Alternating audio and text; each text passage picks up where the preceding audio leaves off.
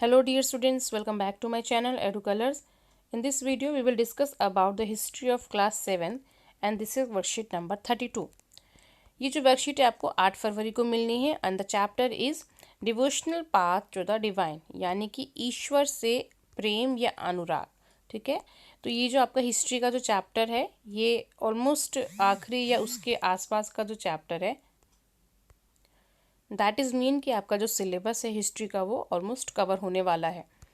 तो चलिए अब इस हम वर्कशीट के कंटेंट पे जाते हैं। उससे पहले मेरे चैनल EduColors को ज़रूर सब्सक्राइब करें और वीडियो आपको अच्छी लगती है तो इसे अपने फ्रेंड्स में ज़रूर शेयर करें। चलिए अब हम पढ़ते हैं अपना कंटेंट। देखो बच्चों, हिस्ट्री में क्या बेसिकली होता है, राजा रानी, ठीक है, हम इसी के बारे में हिस्ट्री पढ़ते आ रहे हैं। लेकिन बेसिकली जो हिस्ट्री है उसमें सिर्फ राजा और रानी नहीं होते, एक कॉमन मैन होते हैं।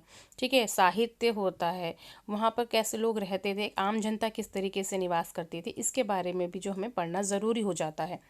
तो अगर हम इस वर्कशीट में देखें तो जो ये वाला जो हमारा चैप्टर है, ठीक है, इसमें हमें भक्ति काल के बारे में पढ़ना है। भक्ति काल मीन्स डिवोशनल पीरियड, यानी किस तरीके से कुछ संतों ने, ठीक है, कुछ संतों ने, राइटर्स ने, फिलोसोफर्स ने या वुमेन, इन सब ने किस तरह से देखा कि जो वुमेन्स हैं या जो आम जनता है वो किस तरीके से अपना जीवन जी रही है।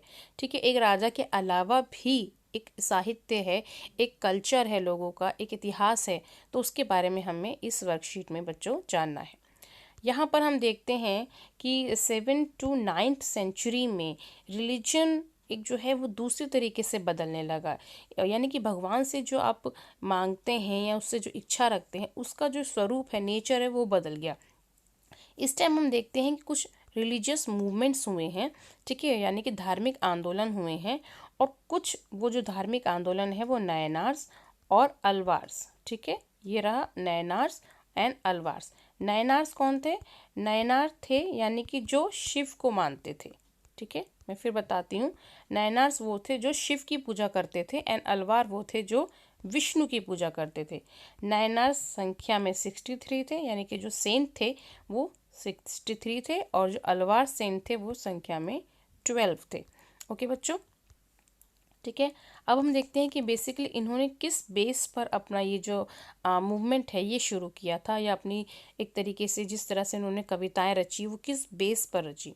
तो साउथ इंडिया यानी कि जो एक तमिल लिटरेचर है उसका एक लिटरेचर था संगम लिटरेचर।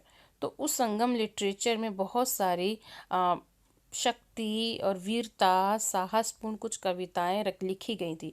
तो उन्होंने उसी को बेस बनाकर क्या किया, अलवार और नयनार संतों ने उसी को बेस बनाकर अपनी जितनी भी कविताएं थी उनकी रचना की। साथ ही साथ वो जिस एरिया में भी जाते थे उस एरिया की जो भी देवी देवता हुआ करते थे उस समय उनके बारे में कविताएं लिखते थे, गाने गाते थे, रचयिता होते थे। तो इस तरीके से वहाँ के देवी देवताओं के बारे में काफ़ी कुछ लिखते थे। ठीक है, तो ये हमारा भक्ति मूवमेंट है। भक्ति मूवमेंट में जो एक तरीके से भगवान से बात करना या भगवान की जो भक्ति थी उसका स्वरूप जो है जो पहले जैसा था वैसे ना रहकर थोड़ा सा बदलाव हुआ था। हम देखते हैं कि जो भक्ति मूवमेंट है बेसिकली साउथ इंडिया में शुरू हुआ था। ठीक है, तो इसे साउथ इंडिया से नॉर्थ इंडिया ले जाने का जो योगदान यानी जो श्रेय है जिन्होंने किया था वो थे रामानंद। ठीक है बच्चों, रामानंद, इन्होंने भक्ति मूवमेंट को साउथ इंडिया से नॉर्थ इंडिया की तरफ ट्रांसफ़र किया था। ठीक है, ये हमारा ये वाला जो हमारा पैराग्राफ है इसका कंटेंट हमारा ये क्लियर होता है। अब यहाँ पर नयनार्स जो हैं वो बता रखे हैं। नयनार्स जो हैं वो शिव को मानते थे और 63 थे। अलवार्स विष्णु को मानते थे और 12 थे।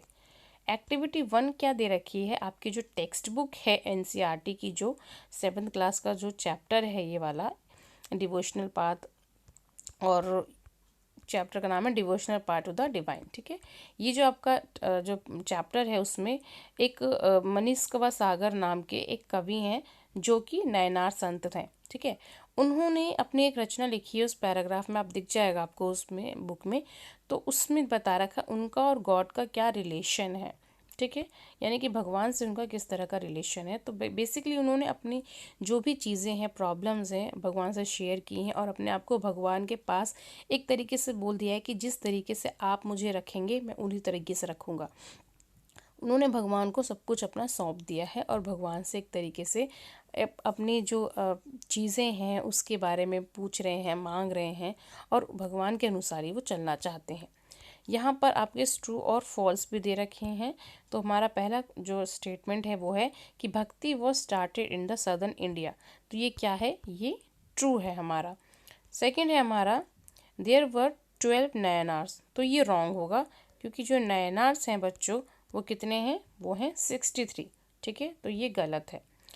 पहला सही है, दूसरा गलत है। तीसरा है अलवार्स वर डिवोटेड ऑफ विष्णु। ये सही है, अलवार्स जो हैं वो विष्णु के डिवोटेड थे।